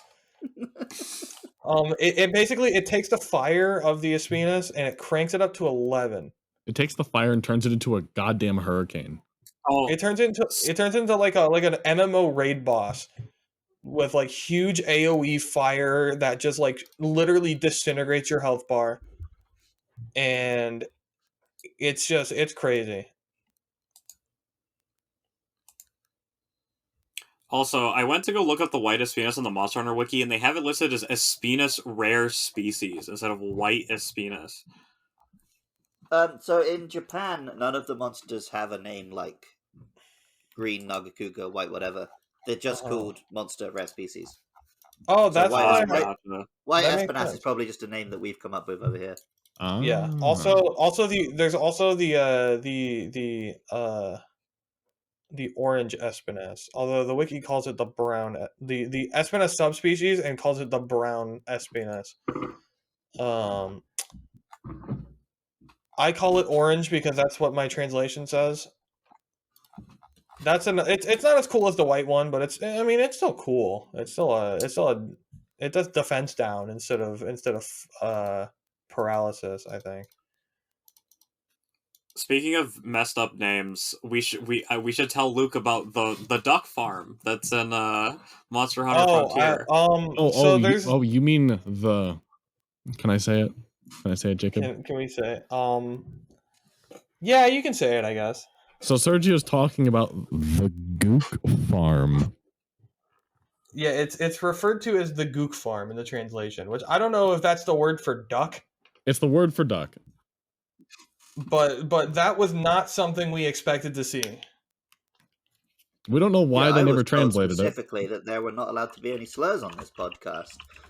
Well, we're not saying a slur. We're talking about ducks. Like literally, we're not using it in the slur way. In every guide, it says that. In every guide, they translate duck to gook. It's like unanimous. Nothing is ever given its real name in Monster Hunter, right? Like, they're not cats, they're palicos and stuff. That's true. Mm-hmm. So maybe the Monster Hunter ducks are just called gooks. Yeah, we were just like... I remember I go into the house to go eat, and I'm like, oh, I should go upgrade my bird, because there's like a bird you can have that like you can upgrade and you get skills. And I open the menu to like go to the bird area, and I just go, what the fuck is a gook farm? And everyone was like, the what? But like it gets better because Japanese like one of the name few is like Guku. Yeah, so, like, one of the few like, resources that we have on Frontier is a Chinese written guide that calls it the Gook Farm, and like you go and look up like the Gook guides, and like there's like a disclaimer explaining how the word just means like duck, and it's not necessarily like a racist word. But just hearing people go like, "How do I cook up some gooks?" or like, "How do I get the brown gook?" Like we're just I'm sitting there and I'm just like, guys, you can't just be saying gook like you can't just be throwing that word around. It's like I'm in a Modern Warfare 2 lobby.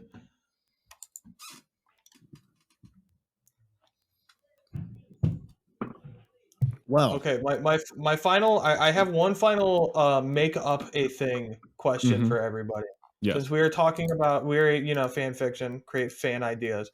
What kind of monster variation do you want for like a monster? What do you think would be the coolest variation you could think of?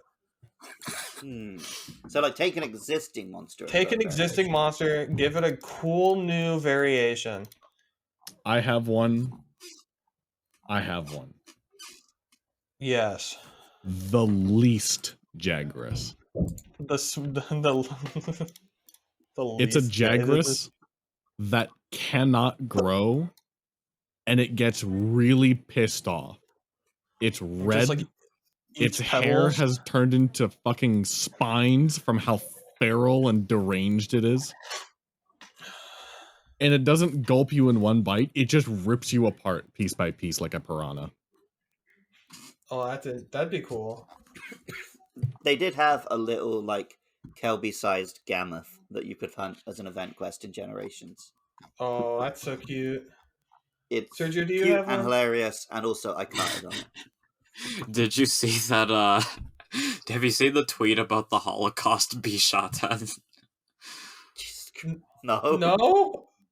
Okay, so the tweet reads, the Bishaten needs a rare species called the Holocaust Bishaten. It has explosive kind cones like the blood orange one, but it's a 5% chance of throwing the Holocaust pine cone, resulting in an automatic 6 carts, which means you automatically fail the next quest.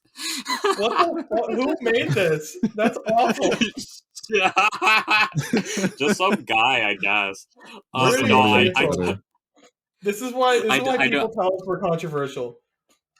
Yes, I don't want the Holocaust Bishaten. I'd more like something like the Armenian genocide Rathlos. No, that's another joke. What would I want a variant of? So I got one. You know the cordyceps, those mushrooms that take over an ad's brain. Mm-hmm. Yeah. That make like the Last of Us basically is based on them. Oh, I think I might know where you're going with this. Yeah, I want like one of those that possesses monsters, so then it fights you like it's not moving right. It's all moving weird like a zombie. Imagine the Seltas and then Queen. it can take over one of your like party members, and they'll start attacking you and stuff like No, that. imagine like the Seltas it Queen take over with your that. cat. Yeah. Seltas Queen with like mushrooms growing out of her head. And she's like possessing things. It's like stumbling around. Area. That would be really cool for like the flagship, or not the flagship monster, like the main villain monster of like the next game being like The Last of Us, but like a dragon. No, or it's, so by the time you actually get to it and fight it, it is just a tiny little bug, and all of its power is that it was controlling other stuff. But once you get to it, you can just kill it in like one swipe. This is the average hammer player just fucking smashes it into a million pieces. Sergio, have you thought of anything?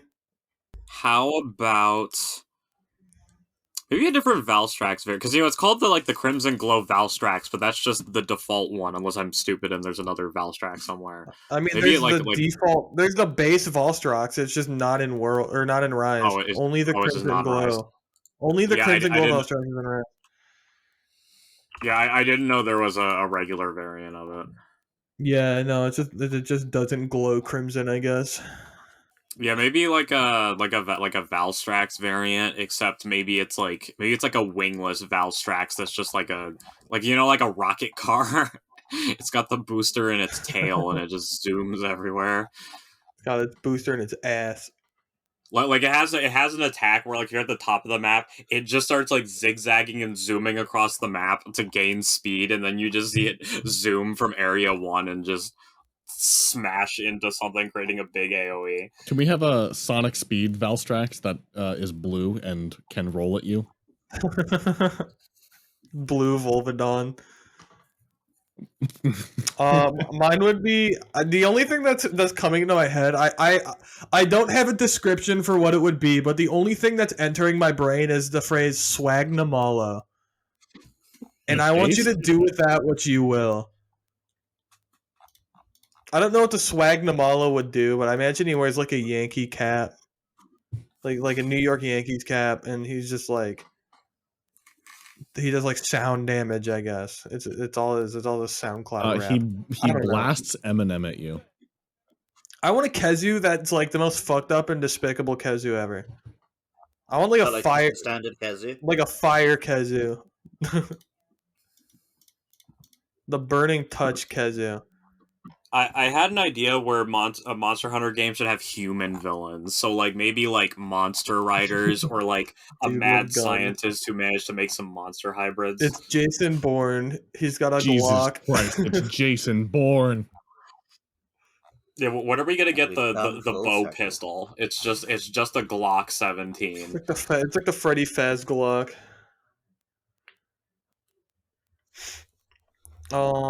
Yeah, I don't know. I think like a black Kezu that does fire damage would be really funny. Just play fully into like Kezu penis. Is that the Kezu that the girlfriend left her boyfriend for? The bull Kezu. I'll call it the bull Kezu. God no. Play fully into the, because everyone always makes the penis reference to the Kezu, so just go fully into it. It's a rated T game. They can they've already done a red one. That one's pretty grim. Yeah, but it's not. It doesn't go far enough. No. A black Kezu that oozes like lava. Stop. The Kezu should not ooze things. Kezu should ooze things. I think any Kezu variation that like oozes things would be great. Well, I think actually, no, I don't think it should ooze things. I do think though it would be really great if the Kezu changed to a different element that wasn't lightning, something like poison, and when it gets really intense. It starts to pulsate, right? And it's like a wave that goes towards the head, right? And then it explodes poison all over you. Isn't that just the Giggy Knocks? The Giggy Knocks and the Giggies? I wasn't allowed to use slurs on this podcast. And then I was told I wasn't allowed to ejaculate. And it seems like none of these rules are actually enforced. Yeah, we're not ejaculating. We can talk about ejaculation, though. Oh, okay, good. Yeah, we can talk about it. As long as you don't do it. Like, actively. Good boys podcast with their hands over the covers. Legally, I have to keep my hands on screen at all times during podcasts. Yes. All right. It's okay. We do too. It makes it really hard to read. I think I've had my fill of Monster Hunter. I've shared my thoughts and opinions and joked my brain for every new idea I've got. Yeah, we've gotten to the point where we're making penis allegories with the kazoo. So hold on. Oh, Luke, we have to ask Luke the question. Oh, okay. Oh, would you consider yourself a fan fiction man, Luke? I wrote a 4-book long Pokemon / The Matrix crossover fan fiction. What the fuck? That sounds awesome. That sounds so sick. Is it up? Is there a link? Can we read it? I think the first one is still up on like the Internet Archive. I can't find any of the sequels. Can we read it? Just a minute, I'm finding the link. I'll send it to you. Oh, please do. Please send it to us. We will read this and we will love it. Sergio has a multi-book Persona fan fiction based on our lives where we are the protagonist. We have to get back to reading it at some point. Yeah. Once we change people's names and did stuff. Did you post the others to the internet or did you scrub them from the internet? The Pokemon ones? Yes. I did post them, but the first one got put up on like a website that had a fanfic collection, and that seems to have stayed online longer than all the others. I see. That's amazing. So on the topic of fan fiction, you know what people love in fan fiction? Sex. So on that note, do you prefer your Futanari with or without nuts? I guess without nuts. Oh, okay, get the fuck off our podcast. Get off our podcast. What the hell? I mean, if I want to use the vag, do I have to like lift up the nuts like a little curtain? Well, in this scenario, I feel like there would be none. It's just, like it's just the dick and balls, Well, I mean, most Futanari have like the vagina and the dick and ball, but like it's not complete if you don't have the balls. Yeah, it's less appealing without the balls. It's not a full. It's not like the full image. I mean, sure, you might have to like lift them up, but like I guess if she's like leaned over, you can just like, Yeah. the nuts will already be like up. You can just go in. If it's especially sweaty too, then they might just like droop out of the way. I guess you're right. I apologize. You should apologize. You posted cringe. Oh, I've posted a lot of cringe in my day. Don't you worry about that. All right, I think we've traumatized Luke enough.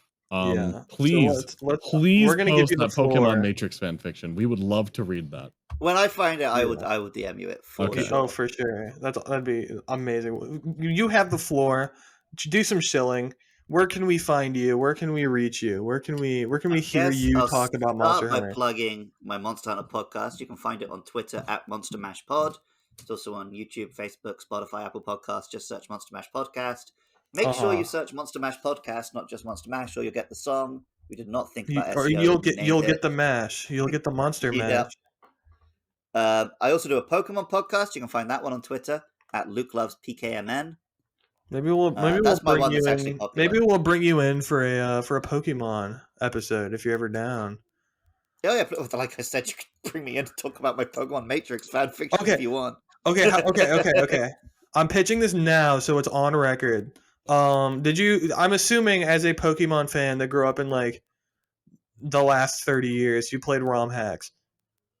Not a lot. I dabbled, but not much. Oh, really? Okay. Because I was gonna say we could do a ROM hack discussion episode because I played so many Super Mario World ROM hacks and Pokemon ROM hacks growing up. Like that was like my thing. Like our friend Nick that we play games with now. When we first became friends in like 2011, when we were like out of the womb or whatever, because we're all Zoomers. We would just talk like every day. We'd play Team Fortress 2, and we would just talk about Pokemon ROM hacks. Because what if Pokemon but different? Like it's Pokemon Snakewood is a zombie Pokemon ROM hack. That's so cool when you're like 11. See, when I was 11, I was literally playing Pokemon Blue because it had just released on cartridge. So yeah, that's the difference there. yeah, but still, like ROM hacks are cool. But yeah, I can see the appeal. Anywhere else anything else you want to plug? Oh yeah, so you can just find me on Twitter at BuskerLily. I don't really do Twitter, but you'll find links to my stuff there. You can find all of my podcasts by going to patreon.com/podcastio.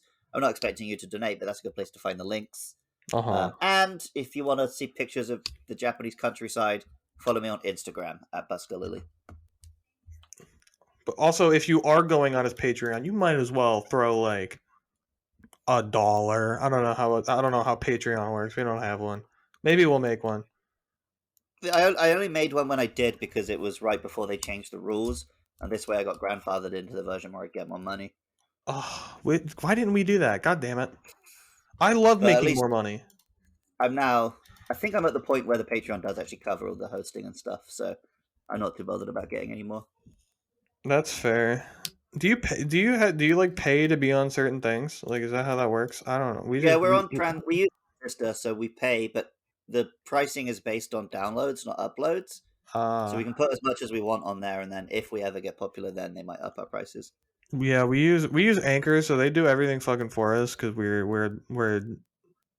I was gonna say we're technologically illiterate, but that's not true. We're just stupid. I mean, we do pay for this. We use the pro version of Zencastr here. For recording. Because we normally have 5 hosts, and we need Zencastr Premium to have all of us in the same call. Right. Especially for guests. Yeah, we had an episode where I think the most people we've had on at once is 6. I'm sure eventually 7. Is it 7? Oh, it is 7. Well, that was for the Gorges episode, so that doesn't count because that wasn't us. That was their podcast. Yeah, but they don't get any shout outs. This is our podcast. Well, they don't get any shout outs. This is not their episode. Yeah, fuck them. Yeah, Ben, you should come on again so we can plug your podcast. we should really try to fill up the Zencastr call. 10 whole people. Yeah, the biggest, the craziest crossover. Just how many SCP authors can we all get in one room? No, we should get 5 people of varying interests, and then we should talk about. We'll read something that none of us have any idea about. We read like. I can't even think of anything. I can't even think of anything that we would be able to read that none of us would have any interest in. We could read like translated original work fan fiction on AO3. Oh my god. You will not catch me on AO3 as so long as I live.